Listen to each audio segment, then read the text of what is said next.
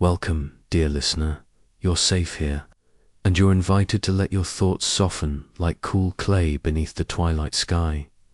Tonight, we'll travel not in haste, but in calm, to a time far, far before our own, to a land of soft river winds and baked earth, of reed huts and humming irrigation canals, to Mesopotamia, the land between the rivers, where the very first humans began to write, not with ink and pen, but with fingers and styluses pressed gently into wet clay.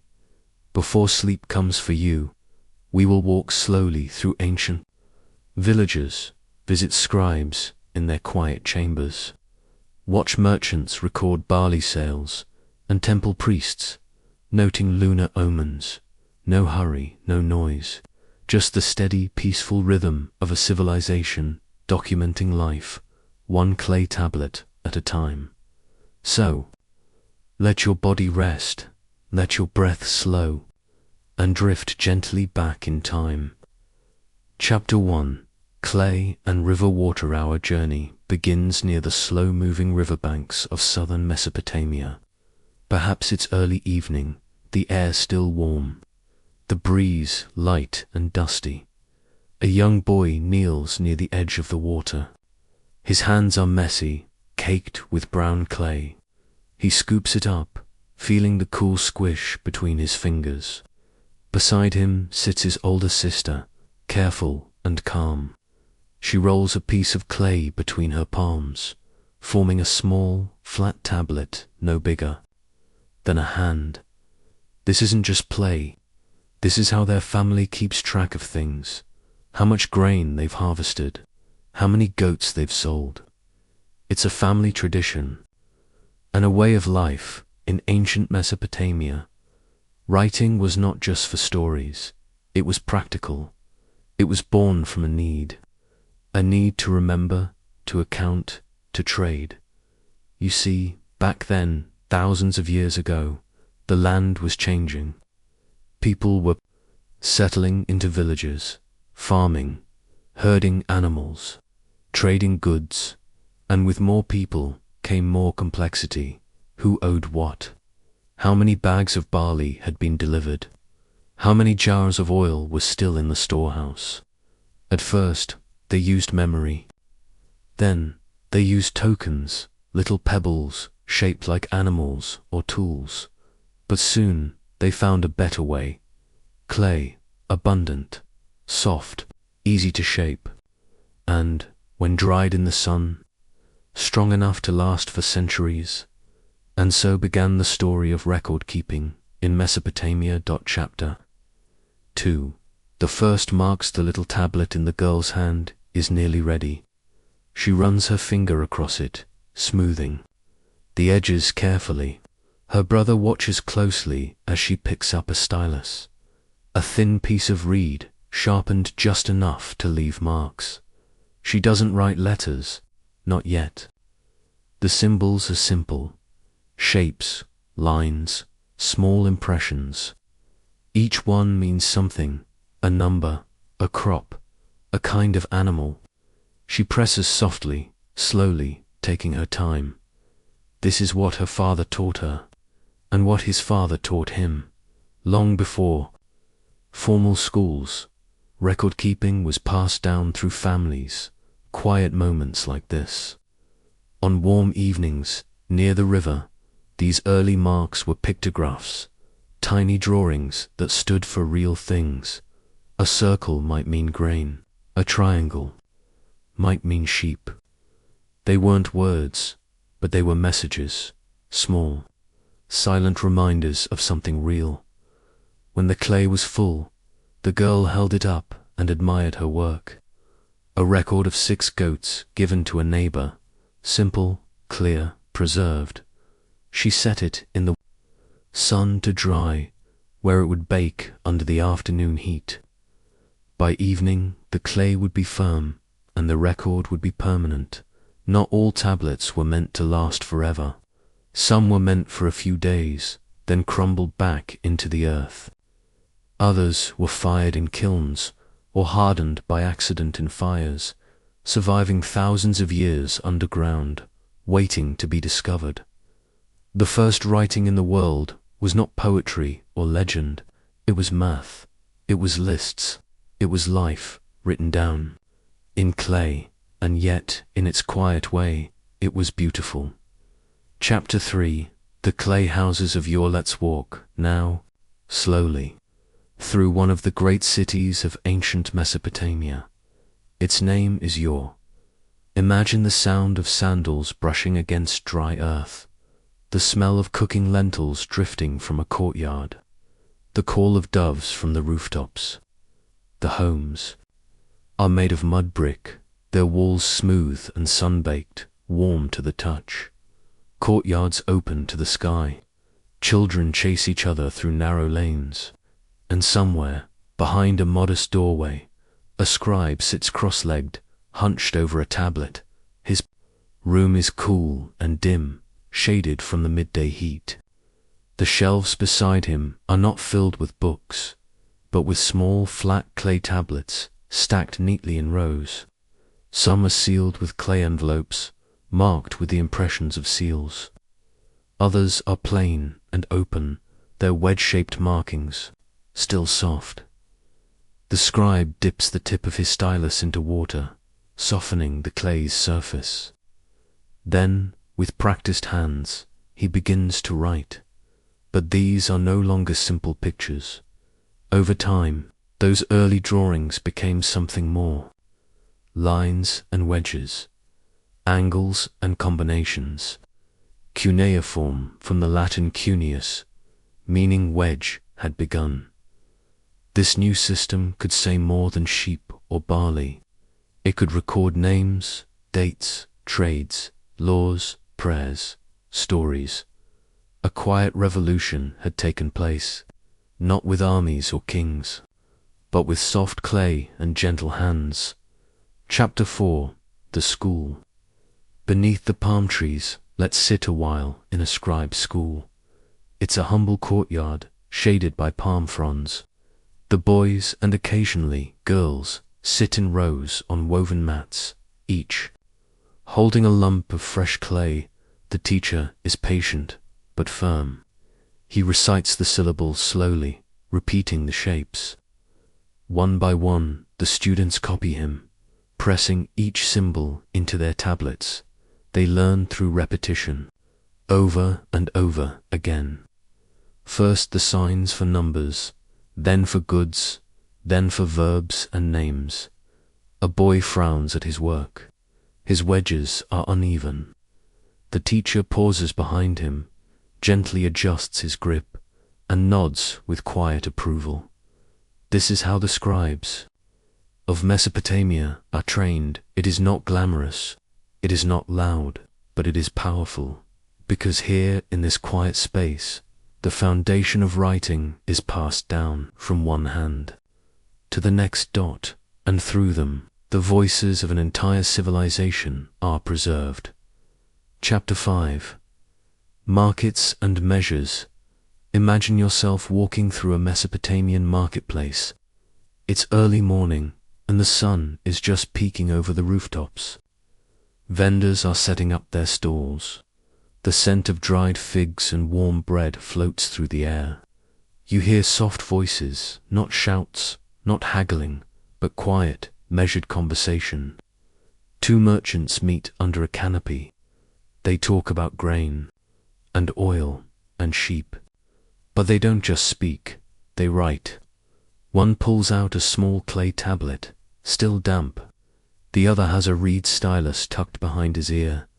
They speak, then mark, speak, then mark again. They don't use coins, not yet. Trade is done through careful measures, promises, and agreements. And every detail, the number of jars, the weight of silver, the date of delivery, is recorded. Clay makes this possible. It holds memory when mouths forget. It settles disputes. It speaks on behalf of both parties, long after the market is empty. You might imagine that such records were dull, but look closer. Each tablet carries not just numbers, but human touch. a fingerprint smudged in one corner, a crooked wedge from a distracted hand, tiny impressions that whisper, I was here, I lived, I traded, I remembered. And so the market, bustling yet quiet, becomes a place not only of exchange, but of inscription.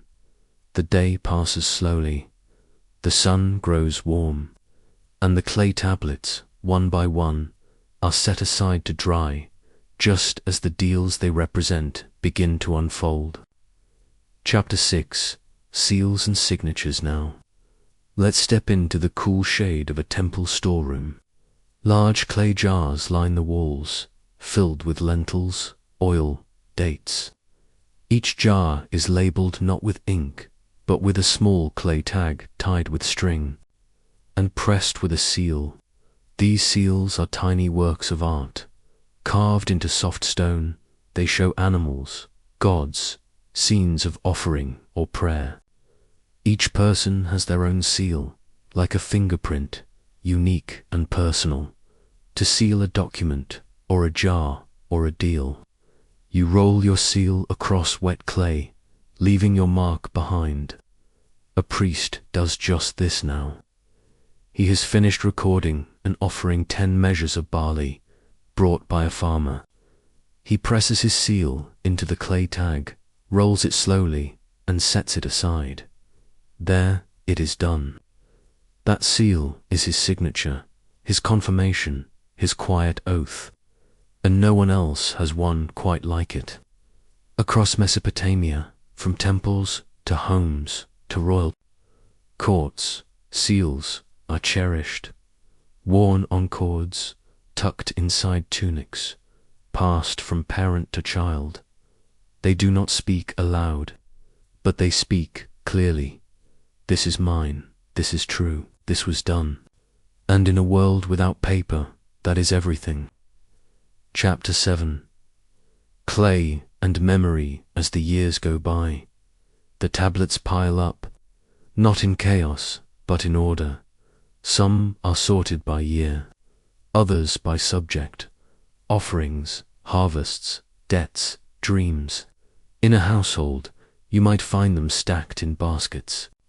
In a palace, arranged on shelves. In a temple, stored in sealed rooms, lined wall to wall. Each one is a moment frozen in time. A wedding agreement, a list of rations, a letter to a friend. Even dreams were written down, quiet thoughts, visions of the night recorded by priests who believed in signs. Clay held them all. You might imagine clay as crude, but no, it was sacred, respected, cherished, because within it lived memory, not just the memory of one person, but of a people, a place, an entire world. Chapter 8. The Temple Scribes. It's early morning in the great city of Nipper. Mist still lingers above the canals. Birds flutter through the reeds, and the temple courtyard is quiet, save for the soft sweep of a broom across stone. Inside, in a small chamber lined with stone benches, a scribe sits by lamplight. His hair is bound back, his robe simple. His fingers are stained with clay dust. Before him lies a slab of freshly rolled earth, soft, ready to be marked. He is no ordinary scribe. He works for the temple, the house of Enlil, and his records are not of trade, but of the sacred. He writes of offerings made at sunrise, of celestial omens observed in the sky, of chants recited during full moons. Sometimes he copies hymns, long and flowing, filled with repetition and rhythm. Other times he transcribes dreams brought by visitors, odd symbols, half-remembered faces, strange journeys. Each tablet he creates is a bridge from the world of people to the realm of the divine. And yet his work is quiet, steady, gentle, no rush, no noise, just stylus on clay, the soft crackle of the oil lamp, and the steady breath of a man serving something larger than himself. Chapter 9. The clay envelope among the more curious. Inventions of the Mesopotamian scribes was the clay envelope. Yes, clay. A round clay. It might seem strange, but it served an important purpose. Let's say two parties agreed to a contract. Perhaps one farmer sold 20 goats to another. The terms were written on a tablet, names, dates, conditions. But to make it official and to prevent tampering, the tablet was then wrapped in another thin layer of clay. This outer shell was smoothed and sealed with the cylinder seal of both parties. If ever there was a dispute, the envelope could be broken open, revealing the untouched original inside. It was a form of security, trust, and clever thinking. Even then, thousands of years ago, people found ways to ensure fairness, to keep their word, to make memory permanent. You can imagine a man pressing his seal into the soft outer clay, watching as his identity rolled across its surface. A moment of silence. A nod, a deal made firm, not with shouting or handshakes, but with clay. Chapter 10. The King's Library. Now let's travel north, to a place once known as Nin. Here, in the great palace of King Ashurbanipal, lies one of history's most remarkable treasures. A library made not of scrolls or books, but of clay. Thousands upon thousands of tablets line the shelves. Lexicons, royal decrees, scientific texts, astrological charts, medicinal recipes, ritual instructions, and yes, even myths and epics. Ashurbanipal was not just a king. He was a collector of knowledge, obsessed with preserving the words of his ancestors. He sent scribes across the land to copy tablets and return them to his library. One such tablet, perhaps still dusty from travel, tells the story of a great flood, of a man who built a boat to survive it, of a dove released, a mountain sighted, and the renewal of life. Sound familiar? Long before other cultures wrote it, this story lived in Mesopotamia as part of the Epic of Gilgamesh, and it was kept, not in scrolls, but pressed into clay, shelved, and saved. Even today, many of these tablets survive. Their wedge-shaped marks, though ancient, remain sharp, still readable, still whispering the voices of the past. Chapter 11. A day in the life of a scribe. Let us now imagine a day, an ordinary day in the life of a temple scribe. He wakes just before dawn as the cool air still clings to the earth. His small home is simple: a woven mat, a clay lamp, a jar of dates. He stretches, steps outside, and washes his face with water drawn from a deep well. The streets are empty, except for the slow clatter of a potter's wheel and the distant bleating of sheep. Today, his task is clear. Copy records of last season's barley yields from the storeroom archives. He walks through the narrow lanes of the city, passing merchants, setting up wooden stalls, women sweeping courtyards, and children still half asleep. Chasing chickens through alleyways, the temple looms ahead, not grand in gold or marble, but proud in its age and silence. He greets the gatekeeper with a nod and steps inside, the cool stone under his sandals. The archives are deep within, a room lined with low shelves and wooden boxes, each filled with clay. He chooses a tablet and sets to work. He reads each sign carefully. Some are faded, some smudged, but he understands them all. He rolls a fresh tablet from the prepared clay, moist and smooth, and begins copying each wedge mark with care. He does not rush, This is not a task to be done quickly. It is a meditation, a quiet devotion. He stops only for water, a bit of flatbread, a moment to stretch. By evening, he has finished 5 tablets, small, firm, exact copies of the records, now preserved for another season, another generation. He cleans his stylus, wipes the clay from his hands, and walks home in the golden glow of the setting sun. Chapter 12. Letters across the dust in later years. As cities grew and roads connected distant lands, a new kind of writing emerged. The personal letter. Imagine 2 brothers, one a merchant in your, the other a trader far away in Mari. Months may pass without word, and then, one day, a caravan arrives, and among the woven baskets and bronze tools is a small clay tablet, wrapped in wool cloth. It is a letter, no envelope, no ink, just clay, and words pressed into it by hand. Brother, it begins. I have arrived safely. The gods have blessed my trade. I send greetings to your wife and to the children. There is news of weather, of local prices, of distant friends, requests for cloth, a promise of silver, a hope to return in the spring.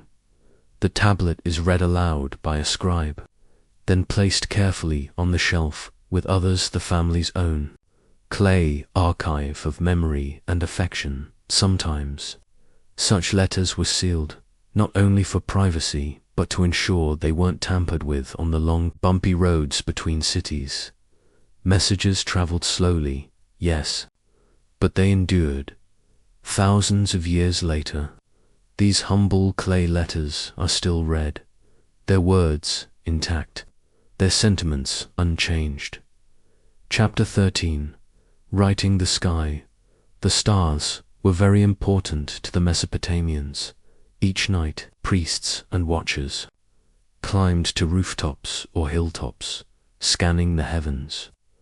They noted the rising of Venus, the slow path of Mars, the shape of the moon. They believed the sky spoke, not in thunder or voice, but in patterns, and so they wrote it down. Night after night, they pressed observations into clay. The moon was dark. The wind came from the east. Mars rose beside the horns of Taurus. They recorded eclipses, comets, unusual stars. They believed these signs were messages, guidance from the gods about harvests, kings, and health. And so the clay tablets of Mesopotamia became a kind of celestial diary, a record not just of what men did, but what the sky revealed. Chapter 14. The writing room in the shadow of a ziggurat, just beside a broad avenue lined with date palms, sits a narrow building, with no sign, just a simple clay plaque at the door. It is the scribal house. Inside, the walls are cool. The scent of damp clay lingers in the air. A shelf runs along one wall, neatly stacked with hardened tablets, bound by date and topic. There is a water jar in the corner, a small fire pit near the window, and a large stone slab at the center, worn smooth by decades of work. This is where official records are copied. It is not noisy, it is not rushed. Only the soft shuffle of sandals and the quiet tapping of stylus on clay breaks the silence.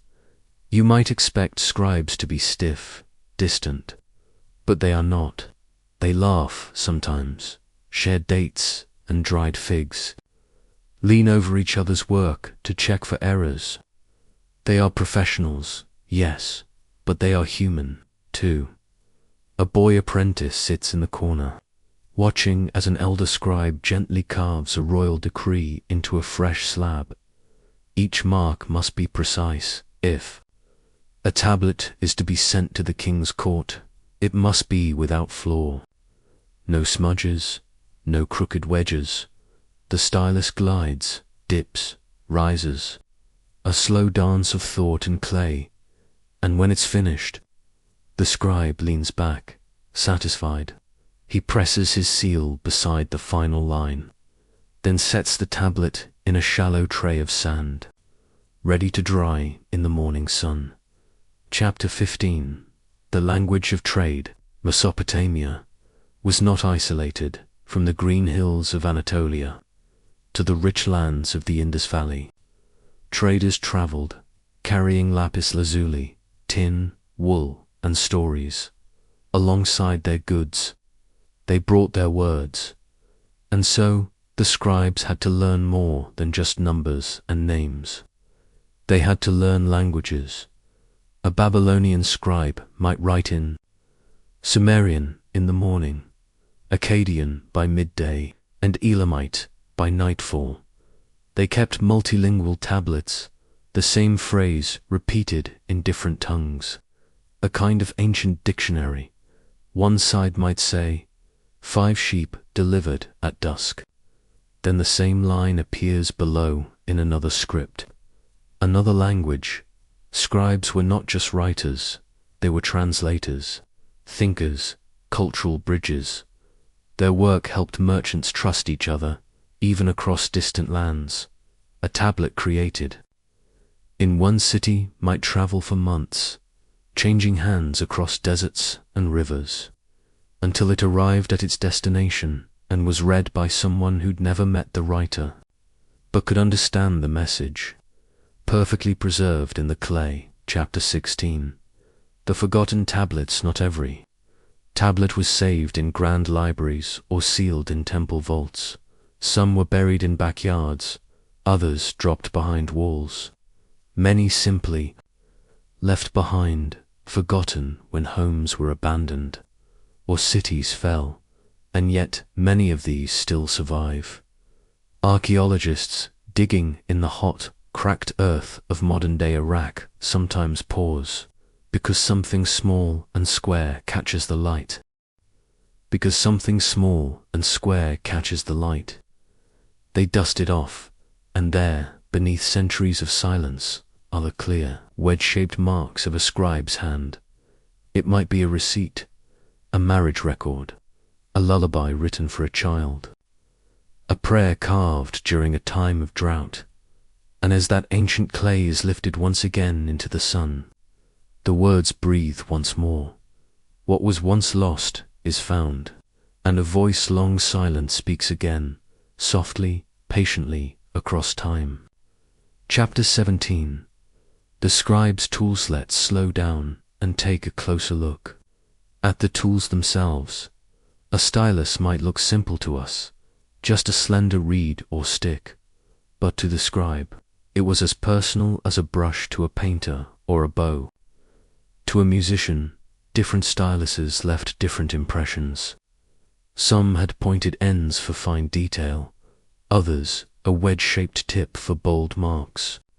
A skilled scribe might carry several worn smooth from use, tied together with a strip of cloth or tucked into a pouch made from woven fiber. Then there was the clay. Not all clay was the same. Some was coarse and dark. Other batches were soft and pale, ideal for precise writing. Before use, it had to be kneaded, sifted, moistened like bread dough until it reached the perfect texture. And then there were the storage boxes, made from wood or baked clay. They cradled the finished tablets like tiny libraries, sometimes organized by year, sometimes by topic, rations, taxes, harvest, moon cycles. All of this, the stylus, the clay, the boxes, lived quietly in a scribe's corner, like a garden of thought waiting to grow.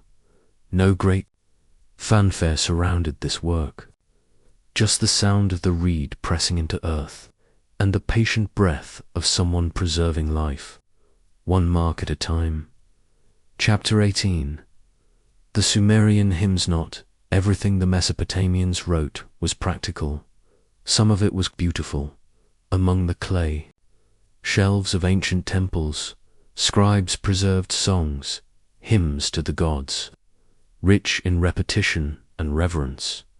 These hymns were often sung aloud, recited during rituals, festivals, or quiet supplications under the stars. A hymn to Inanna, the goddess of love and war, might read, "Lady of the morning light, she who opens the door to the day, radiant is your path among the reeds." These lines were carved with the same care as laws and ledgers. For the scribes, song and structure were not so different. Both required precision. Both carried weight. Some hymns were meant to praise, others to calm, some to protect newborns or guide the spirits of the dead. And though we no longer know their melodies, the words pressed deep into clay still hum with rhythm. In the hush of a sleeping city, a priest might kneel beside a sacred fire, reading from a tablet held in both hands. And in that moment, language became sacred. Chapter 19, the tablet that traveled there, is one tablet among the thousands recovered that tells a quiet but remarkable story. It was found far from Mesopotamia, buried in what is now Turkey. Its signs were unmistakably cuneiform, its origin Babylon. But what makes it unusual is that it wasn't official. It wasn't royal or religious. It was a personal letter from one trader to another. He wrote, "I send you the wool as promised. I await the tin in return." The road was difficult, but the gods were kind. May you find joy in your house. No grand story, no historical event, just one man writing to another, and yet that tiny slab of clay traveled hundreds of miles, across mountain paths, through forests and deserts, in the packs of camels and donkeys. It survived weather, war, and time, and when it was finally unearthed, the words were still there, still clear, still alive. A single voice, carried across centuries, whispering hello. Chapter 20. The rain and the rainy season came slowly to Mesopotamia. It didn't roar or pour. It arrived like a whisper, cool drops pattering on flat rooftops, small rivulets winding their way through dusty courtyards. And yet, even rain had to be recorded. A priest, scribe, old and steady, sat beneath the shelter of a porch. Before him, a blank clay tablet rested in a bowl of sand, its surface smooth and glistening from a thin coat of water. He didn't need to rush. The rain would last for days. He marked the date, the phase of the moon, the first sight of dark clouds rolling over the western horizon. Then, carefully and without flair, he added a small line of text. The first rain fell today. The river's mouth opened like a yawn, not poetic, and yet quietly beautiful, year after year, for decades. Tablets like these piled up rainfall, droughts, floods, all noted in the same hand, and long after the priest was gone, and the rain had returned again and again, his quiet records remained, a memory of seasons written into earth itself. Chapter 21. The scribes, mistaken, the most careful hands, sometimes falter. In one archive, archaeologists uncovered two nearly identical tablets, same markings, same names, same numbers, but one line, just one, was different. The first tablet said, 16 jars of olive oil. The second said, 60, a mistake. Perhaps, or maybe the scribe caught the error too late and started over. Or maybe two scribes worked from different notes. No one can be sure, but what we can know is that these were real people, people who got tired, who rubbed their eyes in the fading light, who pressed a stylus into the wrong line and paused, frowning before continuing. Sometimes scribes corrected their mistakes. They smoothed over the wet clay and rewrote. Other times, the error was crossed out, and sometimes they left. It because, even in the world's oldest writing, there is room for imperfection. A crooked wedge, a name misspelled, a line pressed too deep, and in those tiny flaws, we see something tender, the humanity of the writer. Chapter 22. The Scribes and the Stars Lit. Return now to the rooftops of Babylon, where the stars are bright and sharp above the desert. It is night, the streets are quiet, but in one high chamber of the temple, a scribe watches the sky. He leans over a wide slab of clay, carefully marking a grid. He adds numbers in small, firm rows. Tonight, Venus is in the eastern sky. The moon, just past full, drifts above the river. There are no clouds. The stars, to him, are not just beautiful. They are information battens, cycles, hints from the heavens. His tablet contains no art, no stories, only positions, timings, angles. This scribe doesn't write for kings or merchants. He writes for the future. His calculations will help priests determine the best time to plant barley. They will guide festivals, harvests, even weddings. And centuries later, long after Babylon's towers have crumbled, modern scholars will read his tablets and realize these ancient scribes were astronomers, not with telescopes, not with machines, but with time, patience. And Chapter 23. The scribes of the marketplace. As the city woke each morning, the smell of fresh bread drifted through the alleys. Vendors rolled open woven shutters, and stalls filled with dried dates, bronze tools, dyed wool, and fish laid over cool rushes. It was in this daily market, loud to some, but still rhythmic, that scribes quietly sat in shaded alcoves, waiting. They were not merchants. They sold no goods. But their hands were busy all the same. A man with a donkey might approach, holding a bag of barley. "I'm trading for oil," he says. "Can you write it down?" The scribe nods. He smooths a scrap of wet clay, writes the name of the buyer, the seller, the items, the measure, and bakes it near a cooking fire to harden. That tablet becomes a receipt, a promise, a record, in a time with no paper, no pens.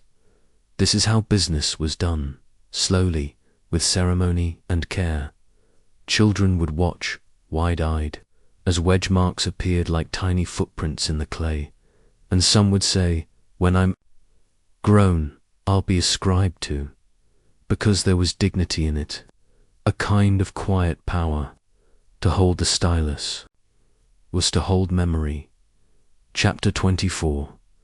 The temple libraries. In the heart of each Mesopotamian city stood a temple, not just a place for worship, but also a center of learning, and tucked inside these sacred spaces were the libraries, not shelves of books as we know them, but walls lined with niches, each one holding tablets, stacked and sorted, arranged by subject. Some held hymns, others lists of animals. Some described ancient rituals in careful detail. There were tablets on healing herbs, on the motion of the moon, on old kings, long forgotten. The scribes who worked there treated each piece like treasure. They wore simple robes, sat cross-legged, on reed mats, and read aloud, their voices low, steady, echoing gently between the stone columns. When a tablet cracked, they mended it. When one faded, they copied it anew. Some libraries lasted for centuries, through floods, wars, and dynasties rising and falling. And though the temples may crumble, buried beneath the sands, Their knowledge remained quietly. Chapter 24. The temple libraries in the heart of each Mesopotamian city stood a temple, not just a place for worship, but also a center of learning. And tucked inside these sacred spaces were the libraries, not shelves of books, as we know them, but walls lined with niches, each one holding tablets, stacked and sorted, arranged by subject. Some held hymns, others lists of animals. Some described ancient rituals in careful detail. There were tablets on healing herbs, on the motion of the moon, on old kings, long forgotten. The scribes who worked there treated each piece like treasure.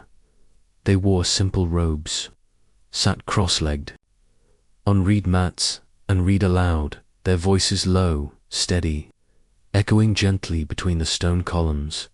When a tablet cracked, they mended it. When one faded, they copied it anew. Some libraries lasted for centuries, through floods, wars, and dynasties rising and falling. And though the temples may crumble, buried beneath the sands, their knowledge remained, waiting quietly. Chapter 25. The scribal school.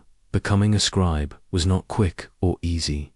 Young boys, usually sons of scribes or priests, began learning around the age of 7. They sat in rows on the packed earth floor, each with a lump of clay and a short, worn stylus. The master scribe, older, wise, and endlessly patient, would dictate words. Slowly, write the sign for grain. Now the sign for moon. Again and again. Mistakes were common. Tablets were smashed, smoothed, and reshaped, not in anger, but simply as part of the process.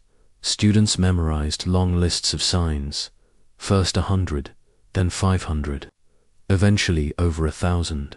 They copied proverbs, like a scribe. Without wisdom is like a well without water. The hand must be trained before the mind can fly. Lessons might go on for hours. There were no holidays, no paper or ink, just clay, sweat, and repetition. But slowly, over months and years, the hands grew steadier, the signs flowed more easily, and eventually, a student would graduate. They would leave school with their own stylus, and the right to record his final chapter, the clay that remembered. And so we return one last time to the quiet world of the Mesopotamian scribe. The air is warm and still. The flicker of oil lamps dances across baked brick walls. A single tablet lies on the table, finished yet soft, its surface covered in careful signs pressed by steady hands. Outside, the river flows slowly under the moon. Palm trees rustle faintly in the night breeze. A dog barks once in the distance, and then all is still again. The scribe leans back, not young, not old, just tired in the way someone is after a day of honest, slow work. He sets down his stylus. Beside him, dozens of tablets are stacked, waiting to be filed.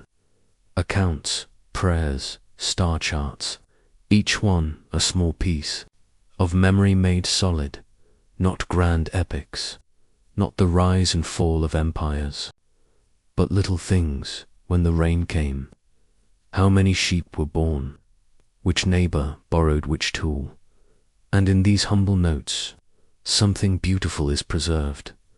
The rhythm of daily life, the shape of ordinary days, the kindness of remembering.